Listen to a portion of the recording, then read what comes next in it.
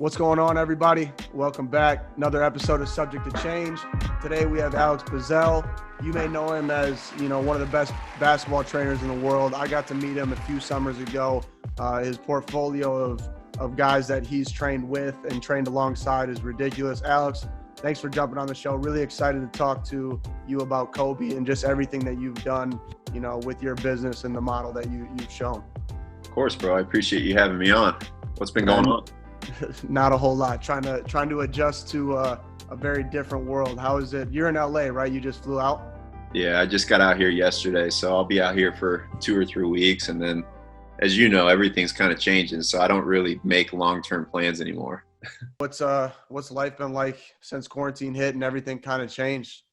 Anything different on your end? I mean, yes and no. I mean, yes, because obviously the whole world's a little bit stuck.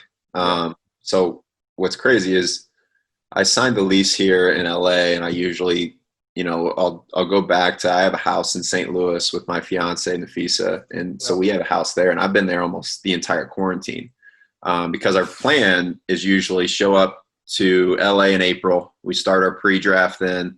The vets start coming in late May, early June.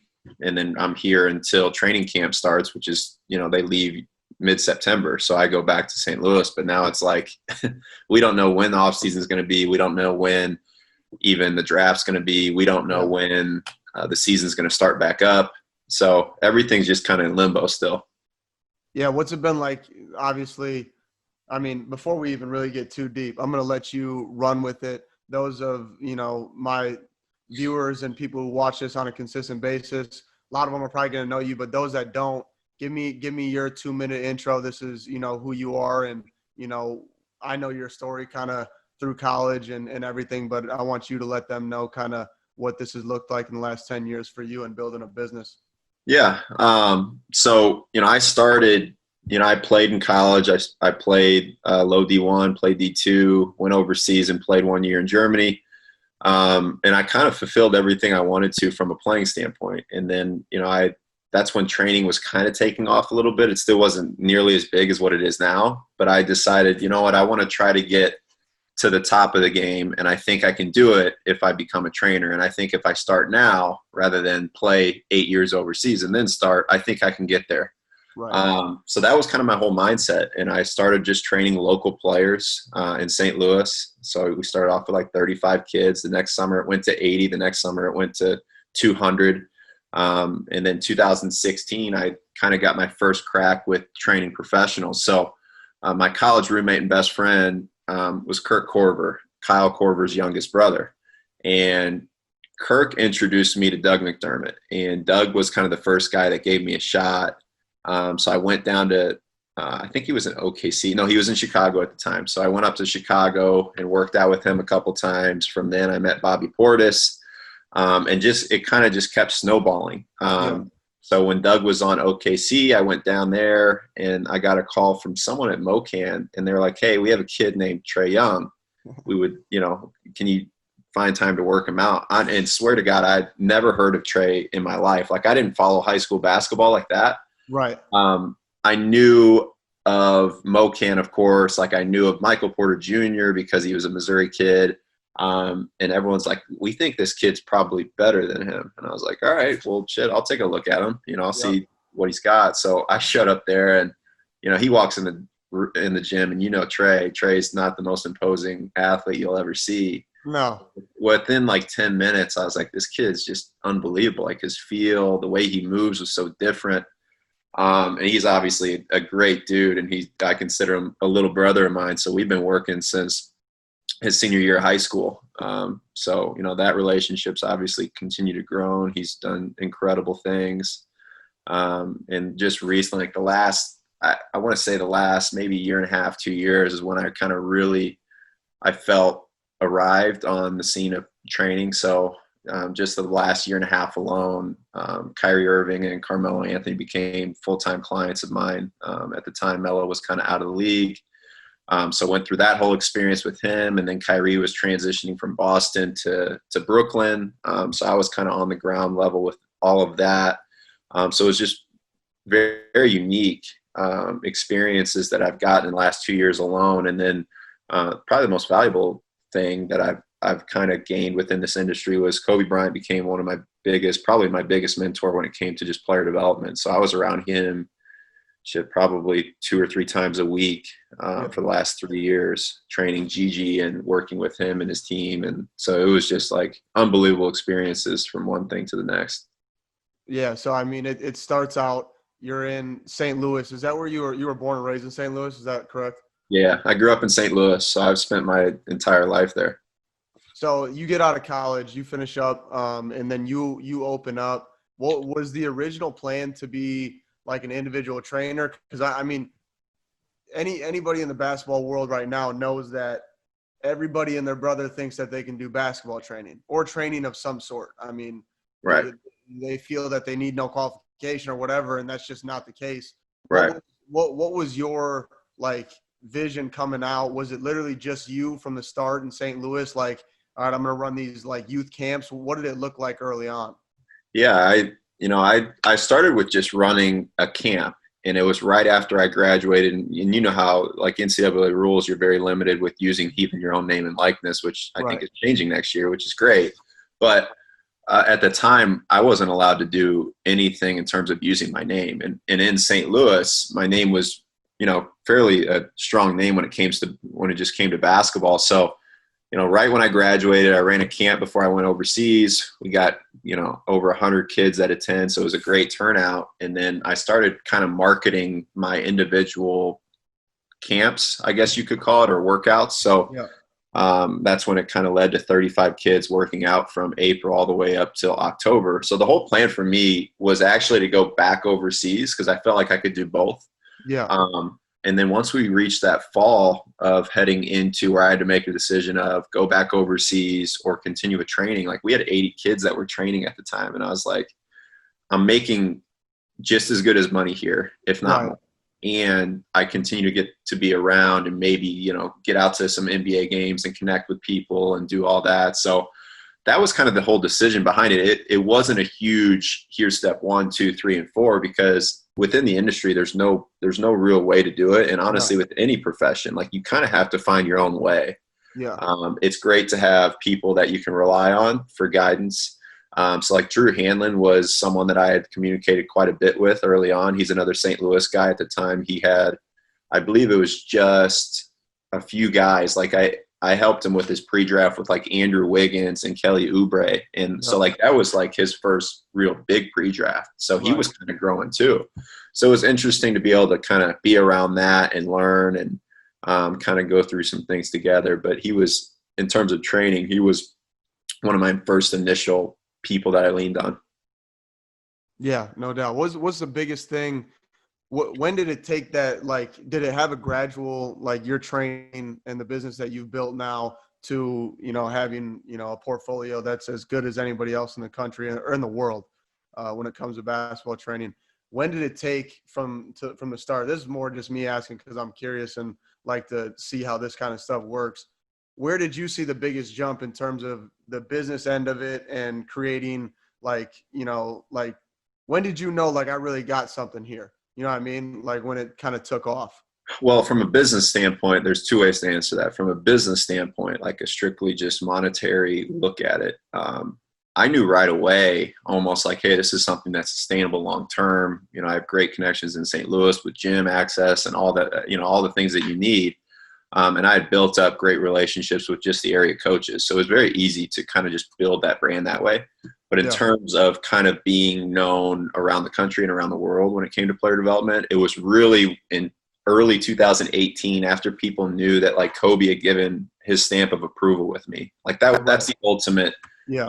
You can't pay for that kind of marketing or brand exposure because once Kobe approves something, everyone kind of falls in line of what that looks like. So that was like the ultimate.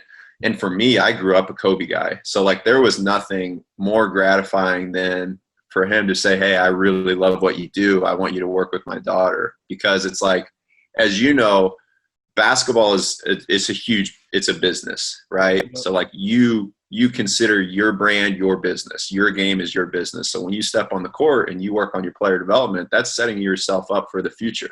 Right. And for Kobe, not only it's one thing for you to trust someone in your own game, but when it comes to like your kid and trusting someone with that development, I think that even speaks to a higher volume, because that's completely out of your control. You know what I mean? So like, if you're like, Alex, I need you to come and work out from boom, boom, boom, you still have a fair amount of control and skin in the game in that. Right. So even if I'm teaching you something, you can filter it and say, okay, well, I need to specify it and do it this way. When it comes to someone else, you have no control over that. And Kobe was completely hands off with that whole experience, which was the most interesting part, because for me, it was like, this dude, I consider him and KD the two most unstoppable skilled athletes that have ever stepped on the basketball court, right? Yeah. Just from a skill standpoint. So for him to say, hey, this is everything I want you to do. It looks great. I don't have anything to say. That was the ultimate stamp of approval for me. We sat down as a team and said, all right, Kobe Day is coming up. You know, they just announced that Kobe Day is official and it's happening. So they were like, who are we going to bring on that can really drive home? We've had Sharif O'Neal come on here, you know, a family member essentially, and talk about what Kobe meant to him. And he told so many great stories. But when we're sitting down, I'm thinking, you know, Alex Bazzell is a guy who we can bring in, and he's going to tell us not only about him and what he is off the court, but Gigi, you know, women's basketball, where it's going. So how did that connection, you and Kobe, how did that start? So crazy enough, my fiance Nafisa played at UConn. She's in the WNBA right now. But she had met Kobe a number of times because he had come to games and all that at the Final Four. And you know, he had reached out and was like, hey, do you mind coming? And I know you're in LA. Do you mind coming through and working out, you know, for our team? And she's like, of course. So, you know, I go down there and work her out in front of Kobe and the girls. And it was hilarious because it was like, we kind of figured she was just going to jump in and like show them some things and like goof around a little bit. But it was literally like these sixth grader girls just sitting under the basket watching, dead silent, and her just going through a workout, like a full hour-long workout, like her normal workout. So like, it was a little bit awkward at the start because it's like, it's silent. It's just her and me, and we had one guy helping. And it was just him observing the whole time of like what she was doing, talking to the girls, like, you know, like, so that was a very unique way of, you know, after that workout, I had a chance to talk to him for 30 minutes and just I was just trying to pick his brain. Like, you know, what are you seeing? What do you think she can improve? What am I doing? What can I do better?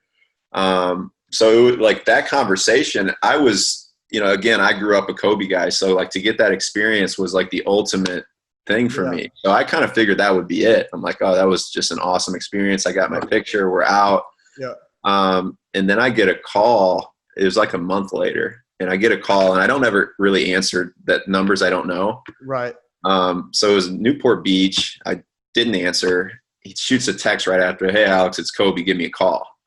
So of course, it's like you declined Kobe Bryant's call. Yeah, not ideal way to start the relationship, no, but not great. So Nafisa had his number. I was like, hey, is this like actually Kobe Bryant, or just like a random Kobe? So she's like, no, that's him. So I call him. He flies me out to LA. We put the girls through what he calls like Hell Week. So it was hilarious. These girls are like 11, 10 years old at the time, and you know, Kobe just a maniac when it came to player development because they were all like, I want to play at UConn, or I want to play at Oregon. I want to play at Stanford. He's like, all right, yeah, we'll see. We'll see if you really want it. Yeah. So we put the girls through 3-a-days on the court. Okay. Friday, Saturday, and Sunday, 2 hours apiece. 3-a-days. 6 hours on the court, Friday, Saturday. And we ended up Sunday, we just cut it out. Like the girls were so mentally exhausted. They were like breaking down in tears. So like, he's like, all right, yeah, that's probably it for the weekend. Yeah. But that was my first experience with it. And after that, you know, I was moving out to LA anyway. So he was like, let's do something consistent. So that it kind of like the relationship just kind of blossomed from there. That's insane. So he put a group of 11-year-old girls through Hell Week because that's the most Kobe thing I've ever heard in my life, because you'll have parents and their kids will be like, yeah, I want to go here. I want to play at Duke, or I want to do this or that. And then they'll be like, yeah, little Johnny, you can do that. Or, you know, Susie, yeah, for sure. But he's like, okay, we're going to find out right now. That is What's crazy? they must have signed waivers or something like that going Well, into that. and also think about it, like, Kobe retired in 2016. This was the end of 2017. So it's like he's fresh off of like being the biggest name in basketball, and still arguably was at the time. Yeah. So for him to be like, hey, this is the plan we're going to put your kid through, what are they going to say? No, I don't know, Kobe. I don't know if that's the way to do it, I got a better idea. Okay. Yeah. So they're like, all right, I'm not real sure, but who am I to tell Kobe what to do?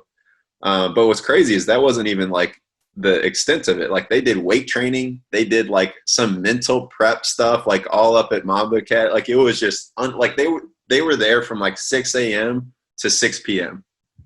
Like doing recovery. My goodness. So like he's nuts. Like he's actually that. Like he eats, sleeps, breathes, everything that. Like, yeah. Oh man. So how is he with Gigi though? So because you got parents who are like, oh, real. What I'm assuming he's not real, cuddly with her. I'm sure it wasn't that when during this hell week or anything like that. How was he with her? Well, you know what? It wasn't. Kobe was never like. He was never very hard. Like he was hard on the girls in games, but when it came outside of games and practices, like he was extremely patient. Like he was like the way you saw Kobe with the Lakers, he was like the opposite of that with the girls.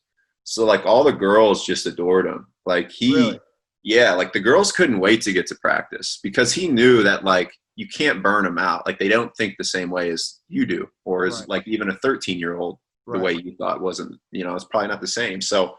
With Gigi, he was very patient. He was very encouraging. She honestly was a little bit more feisty when it came to like she didn't deal with his shit that much. So like she would snap back at him and he's like, all right, well, relax for a second. Like she was fiery, but he was, he was great with all the girls, and he knew that like, there's a time and place to kind of be stern, but his goal wasn't for them to be the best 7th or 8th grade team. It was just like, if these girls want to play at a high level in college, I want to be able to make sure they're taking all the necessary steps to get there. So it wasn't like a short-term race. So he had no reason to really get upset that often. Yeah. So it was definitely a long-term thing. And I feel like everything that he did, whether it was on the court or off, was, let's think 5-10 years down the road here. Let's not be this short-minded, it's got to happen today type thing. So these 11-year-old girls, they're not intimidated by the fact that they have arguably the best player in the world as their coach. Like he made them feel as though this was like, hey, this is all us working towards a common goal. Forget that I'm Kobe. I'm just trying to help you. Like how interactive was he with the girls? Well, you know what? Like, he was there every single practice. Like every single night they practiced 5 days a week. He was there every time. He was running the full workout in practice. But the girls were so young when he was even like finishing, like a lot of them, and you know how it is with young kids, like especially young girls, they're probably not following that closely when it comes to that kind of stuff. So like the parents were more so like, this is crazy what's happening. Like our daughters don't realize that arguably one of the best players of all time is taking time out of his day to train and work with my daughter. The girls never really thought of it that way. Like they called him Coach Bryant. So like they didn't, and like I was like, am I the only one thinking this is just like the weirdest thing that's happening right now? Like that's Kobe Bryant. That's not Coach Bryant. So it was weird. Funny. That's unreal. You got any stories that stick out, whether it's with, his Mamba Academy, that girls team, off the court stuff, anything that sticks out in terms of one of your favorite stories about, being with him, like you said, 2 or 3 times a week for a few years? Yeah, no, I think, there's so many that come to mind. I think one of my favorite experience just with Kobe was, so he introduced me to Kyrie. And so I started with Kyrie last May. So over a year and 3 months ago. And so he came right after the Milwaukee series with Boston, and he kind of helped the girls out with one of their practices, and we sat down there and we're just talking. And, Kyrie was like, hey, I don't really have anyone. Do you mind coming out to New York for the next couple of weeks and working out? So I was like, of course, so I talked to Kobe and I was like, hey, like right before I left for New York, this was probably 4 or 5 days later. And I was like, hey, do you mind helping me kind of prep? Because I need to know, what would you do kind of, because like Kyrie, a guy like that, like I'd never worked with someone who had already kind of been at the top. Right. And there wasn't a lot for him to really fix. Like I had an idea of what I wanted to do, but I needed to kind of follow up with Kobe and see just different ways to approach it too, because that mentality of like, once you've experienced that much success, it's, for me, it's like, how do I get through to him and how do I get him to realize this is what we need to do? So Kobe, he's like, sure, let me meet me at Starbucks at 6 a.m. on Saturday. My flight was at like 11. And I was like, all right. So I drive down to Newport and we meet at Starbucks at 6 a.m. and people are walking in and they're like, it's like Kobe Bryant just sitting down. And so like we sat there and we went over film for probably 30 to 40 minutes on Kyrie, where we're just sitting and like going back and forth about like, here's what I'm seeing. What are you seeing? He's like, well, I see this. And he's like, here's how I would approach it with Kai, like say this. So, and what's great is like Kyrie, what a lot of people don't realize, some people do, but Kyrie was probably the closest to Kobe of current guys in the league when he passed away. Like they were in constant communication. Like Kyrie FaceTimed Kobe from the locker room when they won the finals, like that close, Really? So it's like he was a little brother to Kobe. So Kobe knew the way his personality was and like knew how to get through to him in different ways. And Kobe and Kyrie are very similar. Like they're both killers when it comes to the fourth quarter. But like right. Kobe's whole thing with him was like, how do we set this up? Like here's what I think he's doing wrong. Here's the way I would go about it. So like we sat and talked for 40 minutes at Starbucks about that. And then we talked about another 20 minutes about a business that I'm now getting ready to launch. Like, so it's just like crazy to me that just that meeting alone has really just kind of changed my entire life. And for him to just take the time out to do that, on a Saturday morning when, that dude can be doing a million other things that I felt like were more important or better for his time to do. But yeah, that's just how he was. He was so gracious with his time. He would go out of his way to text me about, if Nafisa's game or if Trey had a good game, he'd be like, yo, he's killing it. Like, love what's going on. Like just stuff like you wouldn't expect even like family members to do, So yeah. It was cool for him to just go out of his way. I love the fact that he starts his Saturdays at 6 a.m. Like you hear all the stories and it's like, oh, Kobe was in there. And I've listened to every YouTube video of Kobe talking, whether he's sitting down like in a TED Talk scenario or, whatever, post career, during career, all this stuff, interviews. And you hear it, 4 a.m. I was doing this. I wanted to get this done so I could have the rest of my day at noon, yep. And I'm done before people are even rolling out of bed. What's crazier is, so I tested that theory because I thought he was full of shit. Because I was like, what do you do now? Like, what's your routine? Right. He's like, well, I wake up at 4, I go lift, and I come back, I make the girls. He still woke up at 4 when it was post career, post Lakers, everything. So I tested it. I had to get up for an early flight. My flight was at like 6. I got up. So I shoot him a text at 4:15. Like I shot him a text and 2 minutes later, bing, like it goes off and he responds like we're in a running conversation. So like he was up and so I knew his strength trainer really well because his strength coach came and did stuff with the girls, Brennan. And he's like, yeah, bro, he's insane. Like he wanted, like, he loved the fact that he could finally, like, he could never get like super strong, but like he was finally getting that way after he retired. Cause he was spending so much time on the court and burning so many calories. Like it was hard for him to keep his weight up. Yeah. So that's just like, I'm like, this dude's insane. So yeah, the 4 a.m. theory of Kobe Bryant is 100% real. Yeah, it's true. And the crazier part even is that's after retirement. That's when he's done everything he can do on a basketball court. And you got not only that, but you sit down at 6 a.m. at Starbucks and have I've watched all the details too, multiple times through, especially Kemba Walker. The one with Kemba is probably my favorite one. Yeah. But is he that detailed when it comes to just everything in his life?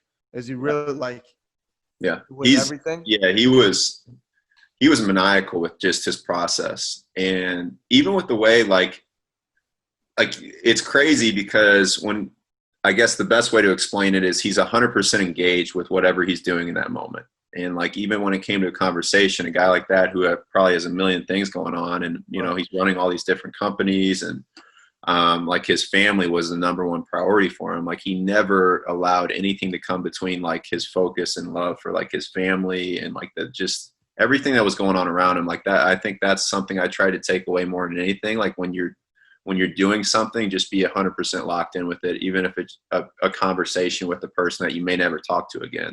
Right. Because like I think he understood, especially then, how much of an impact just one conversation of him having with someone would have on their lives. So he was just unbelievable when it came to that stuff.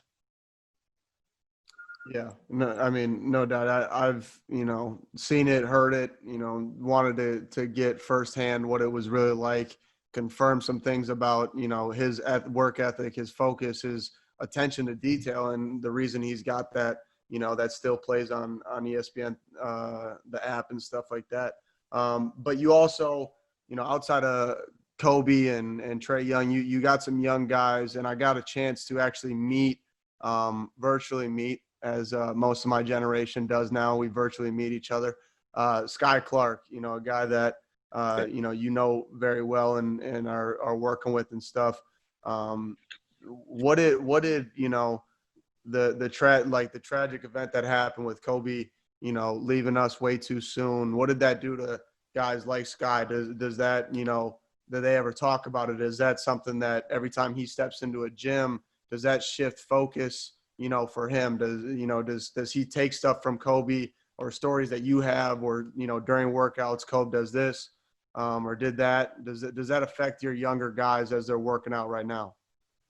I think it affects everyone to a certain extent. I think just the way he was able to inspire so many different people of so many different backgrounds, like even it doesn't even have to pertain to basketball, just the way he carried himself, especially, towards the end of his life with like, and this is something I talk about all the time, is he never, trying to think of the best way to word this, but you always kind of knew where he stood on things, right? He never really left anything up to interpretation. Like everyone knew his foundations of his beliefs and like what he held to the most value. And I think even progressing the women's game and giving them more of a voice on the men's side, those were all important things. So I think when it just comes to the younger generation, I think just understanding how much work and focus that it took for him to get to that level. And I think that's why he was so at peace. Like he never talked about even entertaining coming back, because he knew that he left 0 cards unturned on the table. Right. Like he played everything he had, he put everything behind it, and he was able to live comfortably with the results that came from it. And I think that's something that, a lot of kids need to understand, is like it comes and goes quick. And the last thing you want to do is look back and be like, damn, I wish this, or I wish this. And that's something he never did. Yeah. Regrets, I think, especially for athletes, because everything in an athlete's life is measured out and compared to the next athlete to the right or the left of them. Right. And I guess just people in general, everybody's comparing themselves. But an athlete, I think the biggest fear for all athletes is sitting there in, 10 years and being like, damn, I wish I would have, been in the gym on those Friday nights instead of doing this in high school, or I made it to college, but I could have played in the league if I did, the have-nots, that kind of stuff is something that people fear. But obviously Kobe not being somebody like that. And I didn't know that he never entertained it. And that's kind of cool to hear that he was super at peace with what he had done in the league. And not only that, but you talk about how many guys he affected. I almost moved past this, but I want to talk a little bit more about him and Kyrie's relationship. And because Kyrie's a little bit, he's different. All these guys at that level are different, and you get to experience it firsthand. How does Kyrie and Kobe on a, mentally and spiritual level relate, and why does that make their relationship so special? And like you said, all the way until the end, they were, on constant contact. Well, I think they're very similar because, Kai and Kobe both will just kind of say how they feel, and they're very transparent. They lead in a way where if something's not right, they're going to be the first one to speak up and address it. And they're both champions. Like you can't always have it both ways. And that's something that like he doesn't get enough credit for. Like the media always tries to portray things a certain way, but all he's really cared about is as long as he's solid with the group of guys in the locker room, the media is always going to try to take and run with something, however way they can to get clicks. So he understands that that's just a part of it. And LeBron's had his fair share of stuff too. So it's like, it doesn't matter who you are. They're always going to nitpick when you're at the top. But I think the most important thing for Kyrie that he's kind of always had Kobe to rely on, because Kobe was hated by a lot of people. Throughout his career, then all of a sudden, like the last year came and everyone loved him. Yeah. So the way people know him at the end of his career was totally different the way he was when he was in his prime. So I think he could relate to Kyrie in that sense. And I think they both had played with dominant players. Yeah. Where, they probably felt like, I don't think I'm getting enough respect for the work that I've done or the championships that have been won.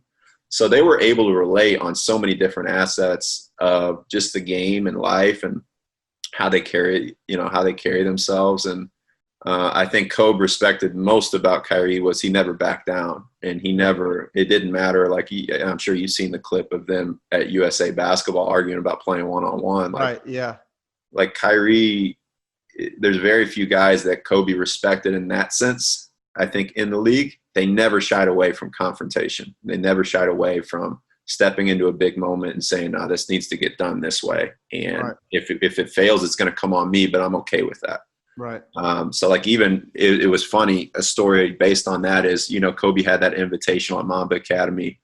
And Phil Handy was kind of the guy that was heading everything. So like Kyrie was there, a ton of guys were there, like PG and Kawhi came and watched. They didn't play, but I remember there was an instance with Kyrie and Jamal Murray, and they were kind of going back and forth, and then we were scrimmaging. Yeah. And Kyrie was hitting shots, then Jamal was hitting shots, and it came down to game bucket. And it was something happened where it was like a switch, like they got a ball screen and Jamal Murray switched off and it was someone else. And Kobe goes, hey, no, you guard him.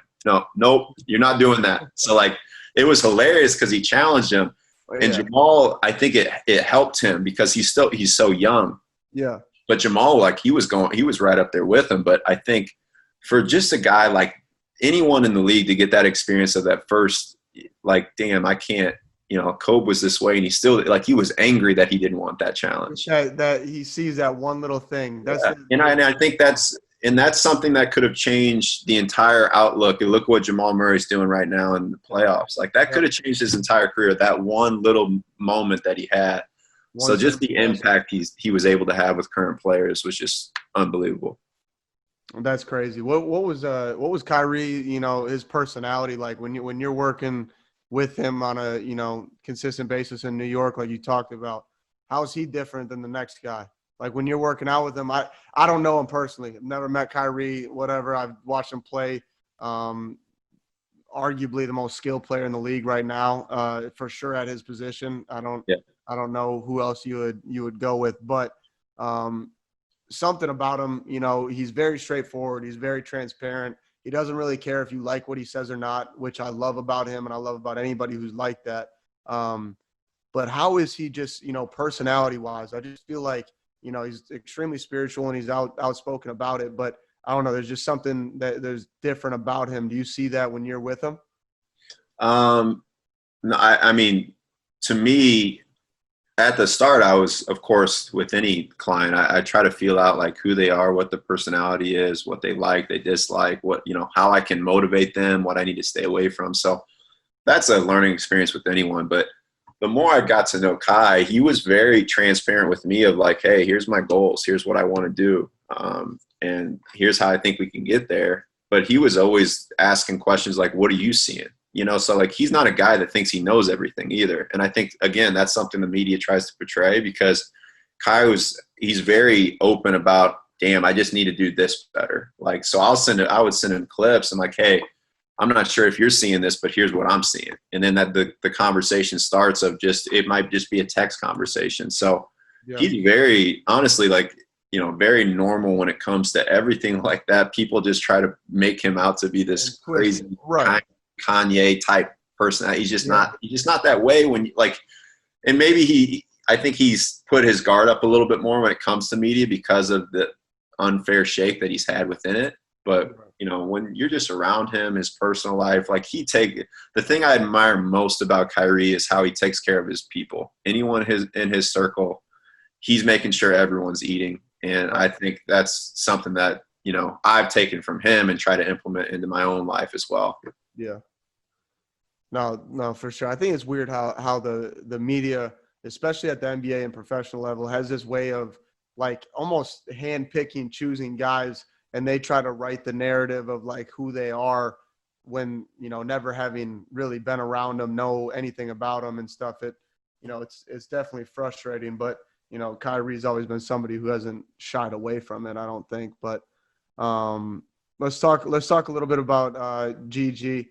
I know you in women's basketball, also obviously Kobe and everything that he's done for the game on that side, which we've talked about on the show, you know, multiple times with Sharif, I know, and a couple other people.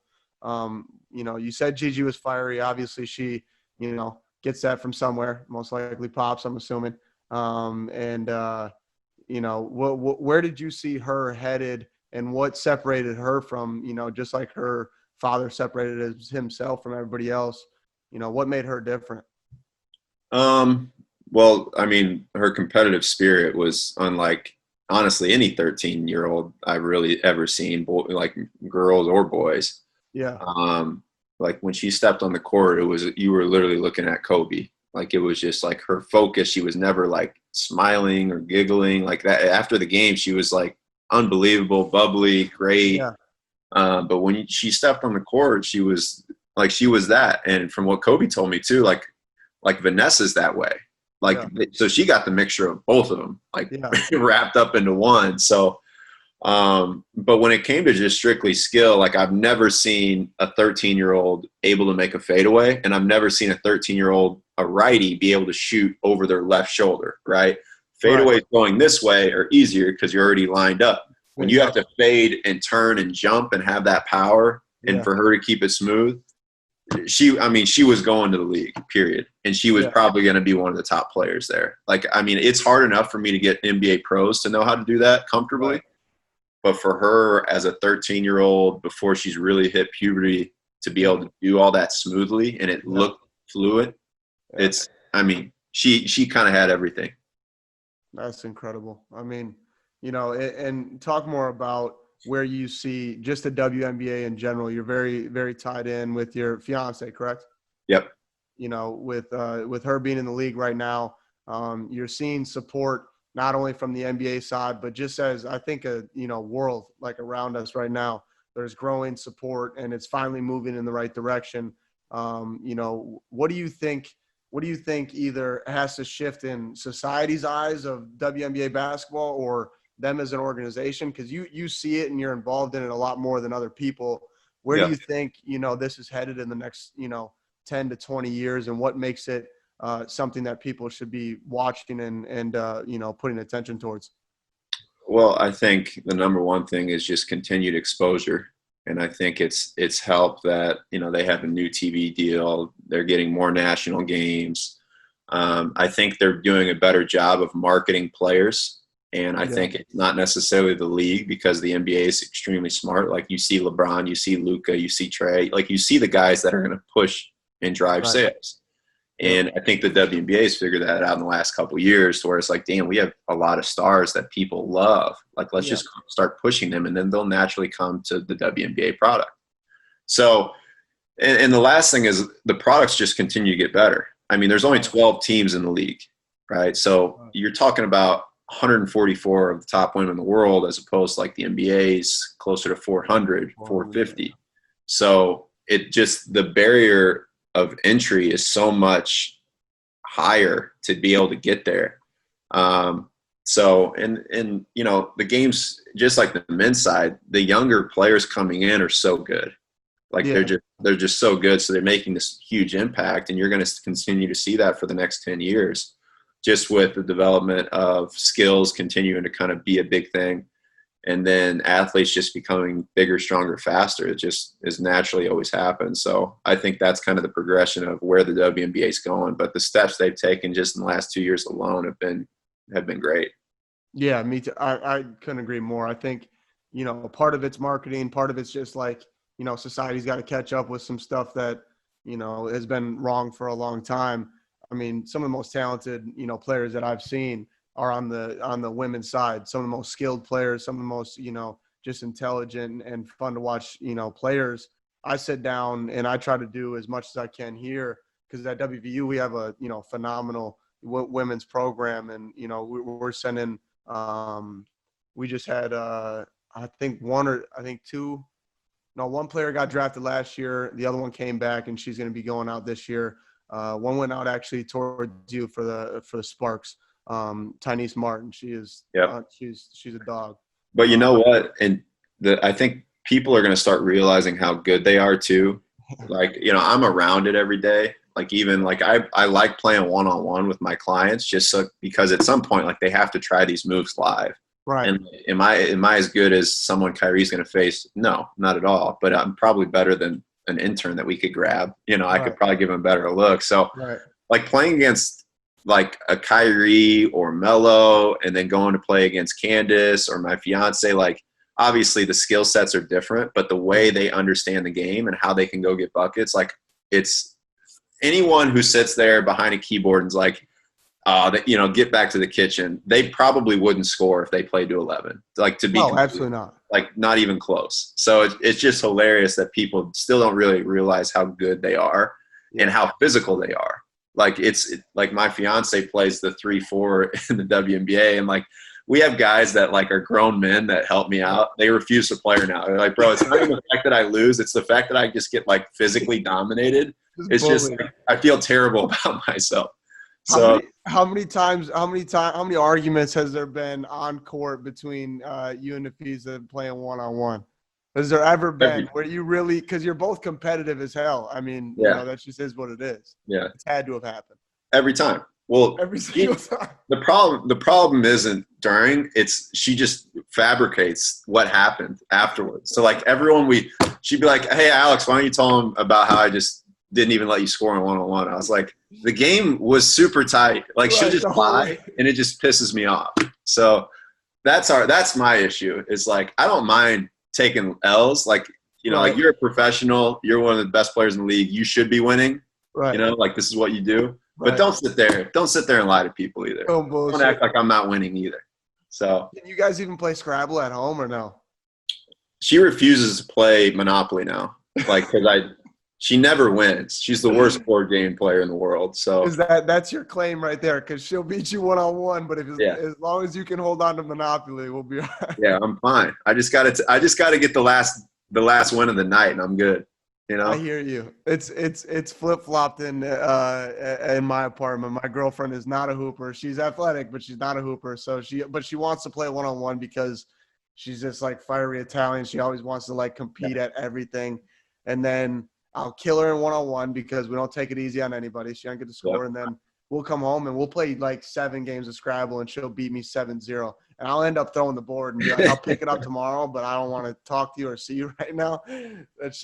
It's hilarious because I figured I had to ask, because I know, her being at the top of, her profession in the WNBA, and you being somebody who's been, competitive and around basketball and at the top of your profession in skill training. Yep. I would like to see a little bit more footage of these games. That way she can't fabricate it. I know. We have them. Trust me. But I'm smart because, like, I have to keep her happy, So it's like, until we actually sign those papers and like exchange the vows, I'm going to be a little bit more strategic about how I do that. Yeah, just keep them in the file folders. Keep them in the file folders. Hey. Okay. All right. So, real quick, Alex. So you talk a lot about Kobe. Somebody who is known for being one of the most competitive basketball players in the world, arguably the best player in the world. In my book, he's up there at number 1. That's a different conversation. But what separated him, whether it was as a player, whether it was as a person? You got to see retired Kobe. You got to see Kobe around his daughter and their team. We talk about putting, 11-year-old girls through hell week.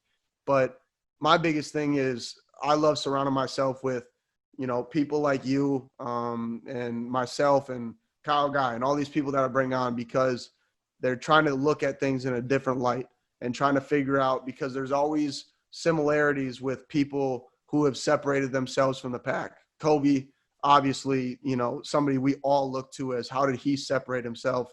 So tell me what you thought made Kobe Bryant so different. I think what made Kobe different was he just empowered so many people. And like just specifically, he's empowered. I watched him empower a group of 11-year-old girls to really like dream and go after a dream. And to be able to see, I think he understood that the greatest gift he could ever give was just an inspiration, right? If you can inspire someone to try to achieve their own greatness, which is what the Mamba Mentality stood for, that was everything to him. Right. And the fact that he was willing to go out of his way to empower me in my, personal business, or empower WNBA athletes, or empower the next generation of NBA athletes. But just to see that up close on a weekly basis with just the girls that, they're not in the spotlight, right? There's not going to be stories that come of Kobe, look what Kobe's doing for this person, the way he can do in the WNBA or the NBA, because those are always great stories. But he did it so selflessly that I think he showed everyone who was in that circle how to be just a better person, right? It doesn't matter who you are or how much fame you have. Like at the end of the day, it just comes down to like, how can I help this person get to where they want to go? Yeah. And then my life will fall in line accordingly, because I'm a big believer in karma, and everything comes back around. And just the way Kobe did things, and he never asked for anything in return from anyone. He would just go out of his way, and it would never come of, hey, Kobe, can you do this? Like, you didn't never have to ask. He would already do it. So I think that's the biggest thing that I'll always appreciate and remember, that what he stood for.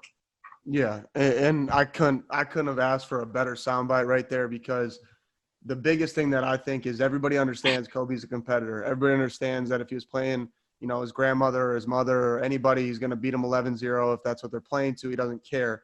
People know that. But hearing that side of it, which I think is this underlying thing, because you look at the Michael Jordan documentary that just came out, obviously, similarities there, guys pushing each other. How he pushed his NBA teammates is going to be different than how he pushes, an 11-year-old girl to achieve something that she might not have ever, assumed she could do. Is really the coolest thing that I've heard thus far, because I was raised on the fact that the best players, the best CEOs, the best, chefs, whatever it is, the best people in the world are those not only who are the most competitive, but those who bring the best out of others. We talk about walking on the floor every day here, and I was raised on the fact of go out there, and the only way you have a good day is if you make somebody else better around you. So hearing that about Kobe is probably the coolest thing, that I've heard thus far. So I appreciate you sharing that with us. And before I let you go, Al, we're going to do a little game. Welcome back, everybody. Another episode of Subject to Change in the books. Just had my guy Alex Bazzell on the show, and we talked about Kobe, Gigi, Trey, Carmelo, anything that he's done in his professional training career. We talked about it. And before he goes, we're going to play a little game called How Many. Some of these games are hypothetical, one-on-ones. Others he's actually played. He's going to tell us, after I give him a name, what the score would be, 2-11, ones and twos. You ready, Al? Ready. All right, let's do it. So we talked about Kobe all day. We're going to start with the legend. You told us a story, but how many are you putting up against Mamba? I thought I was going to actually be able to compete, and then he got out there and demonstrated a couple moves, and I was like, I'm not scoring. He was so strong. I was like, I'm probably not scoring, but I'm going to give myself 3. I'm going to hit a 3, and I'm going to get one trash bucket, I think. Trash bucket, and you're going to lose $500K, right? Yeah, it's not going to be ideal. So if you don't know what I'm talking about, go listen to the rest of the pod. Number 2, Sabrina. I'm winning that matchup. Matchup. Yeah, I'm winning that matchup. It's probably 11-8, but I'm 11-8 dub. Yeah, and you can add her too. Definitely gonna add her because She's hurt right now, bro. She's hurt. Like it's an easy win. All right, so you worked a lot with Carmelo, and we talked a little bit about you training him. What's a one-on-one look like? Even though there's a little size differential, what are we looking at with Melo? Yeah, that's my issue. So the problem is he's just going to shoot over me, and then if it gets tight, he's just going to bulldoze his way past me and bully me. Right. That game's probably 11-4, 11-5. 11-4, 11-5. Okay, still not bad. We'll take that. All right, number 4, arguably the best handles, biggest bag I think in the league right now. You versus Kyrie Irving to 11. Okay, so here's the story on that. One day we played. He came in. He's like, "Yo, we're gonna play ones today." I was like, "All right, cool." So we play 11 spots. Okay, 11 spots to 3, and you had to validate by hitting 2 free throws in a row. So if you got 3 buckets, you have to make 2 free throws in a row, and you go to the next spot. So when I tell you I couldn't have played better that day, I've never played as good as that day in my entire life. He won 7, I won 4. The next day he comes back pissed. Like he's like, "We're playing again."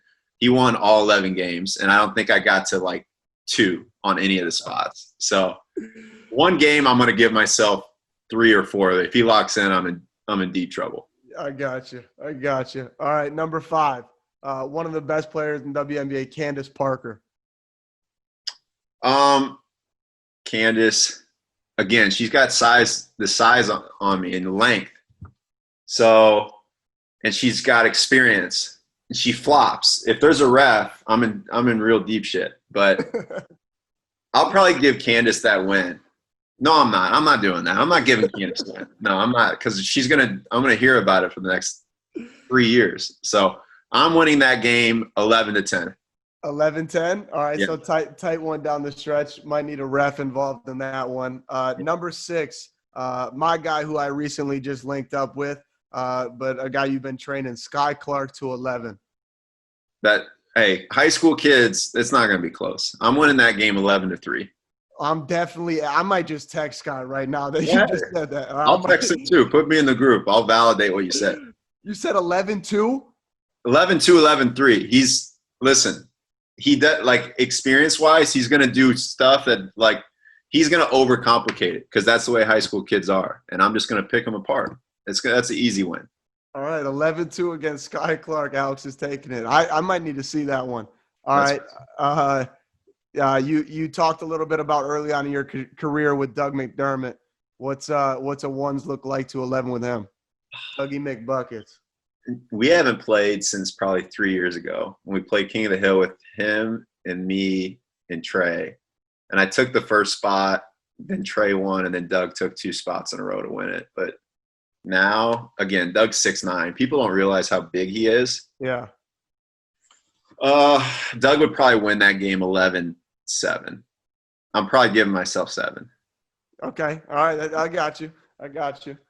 All right. Here's the big one. You versus wifey. Nafisa versus you to 11.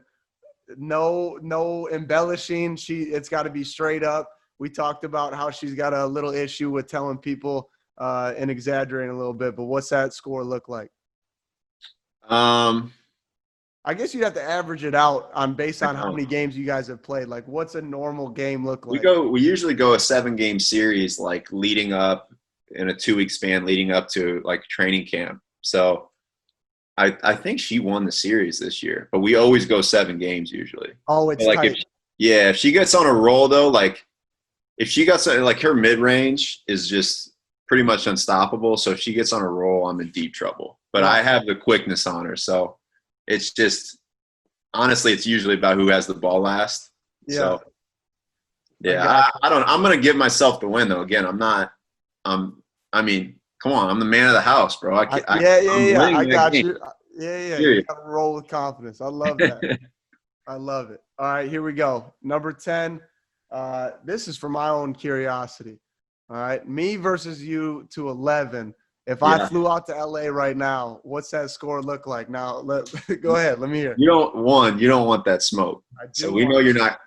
Yeah, you're not catching that flight. So let's just stop talking about. I'm not catching the flight for financial reasons, not because of the smoke. I'm okay with the smoke. That's the NCAA issue. Don't bring it up with me, bro. Don't get mad at me.